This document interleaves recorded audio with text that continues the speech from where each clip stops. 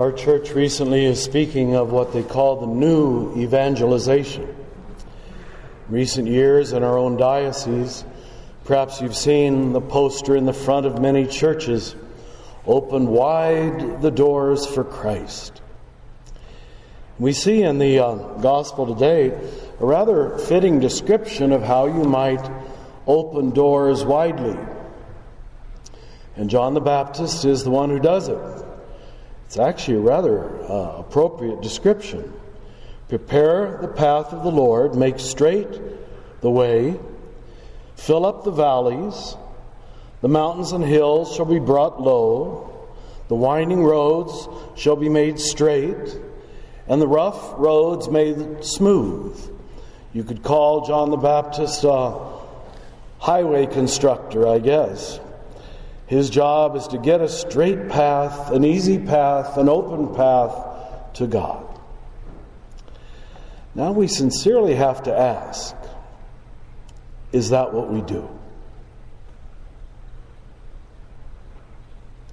I wonder how many people have even stopped looking our way or would think of entering our churches because they, for years, have not felt invited or welcomed here. Not this church in particular, all of our churches. I think actually this is a rather welcoming community. But in general, that is not the image, I'm sorry to say, of the Catholic Church in most of the world. Most of the world sees us as an exclusionary institution, always deciding who is not worthy, who cannot come, who is not ready to come to the communion table. This doesn't sound like filling up the valleys and making the road straight and lowering the mountaintops. In fact, we make the mountaintops higher and the valleys deeper. People in second marriages do not feel welcome here. Gay and lesbian people do not feel welcome in Catholic churches. I suppose a Protestant might feel welcome, but maybe they wouldn't even want to come. I don't know. So we in our own way have decided who's in and who's out, who's up and who's down, who's right and who's wrong. I hope none of us assume that because we're sitting here this morning, we're right. Do you? I hope that none of us, because we're sitting here this morning, feel that we're worthy to come to this communion table. I'm not worthy. I don't think you're worthy either. Worthiness is not the issue. It's a table for the needy, for the hungry, for the poor.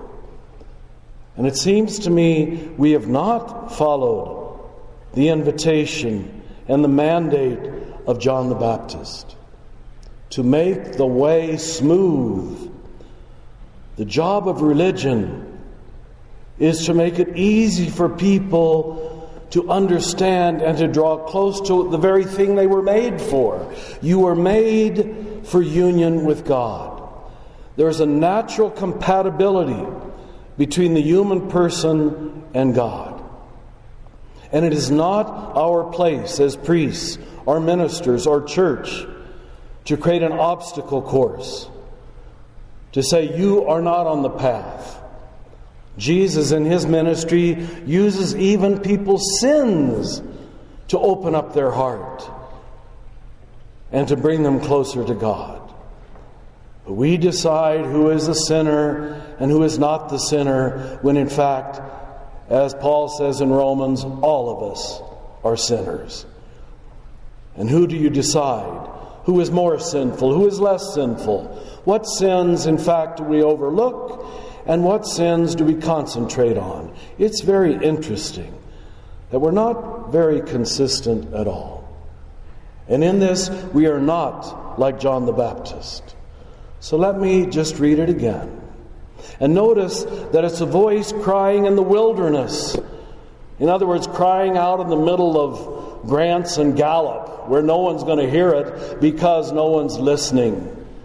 A voice cries out in the desert, prepare a way, a path for the Lord. Make straight this path. Fill up every valley. Bring down every mountain and hill. Every winding road shall be made straight, and the rough path shall be made smooth. Brothers and sisters, that is our task. To let all of the brothers and sisters of the world know that the path to God, as Jesus said, is easy and light, and I'd like to add natural. For you to know God and to love God and to be close to God is the most natural thing in the world. And we don't need to create hoops to jump through and say, if you jump it correctly, then maybe, possibly, God will like you. The good news is God already likes all of you equally and forever. Those in this room, and believe it or not, even those outside of this room. You are just those hopefully lucky enough to know that, to know the good news, and never to turn it into bad news.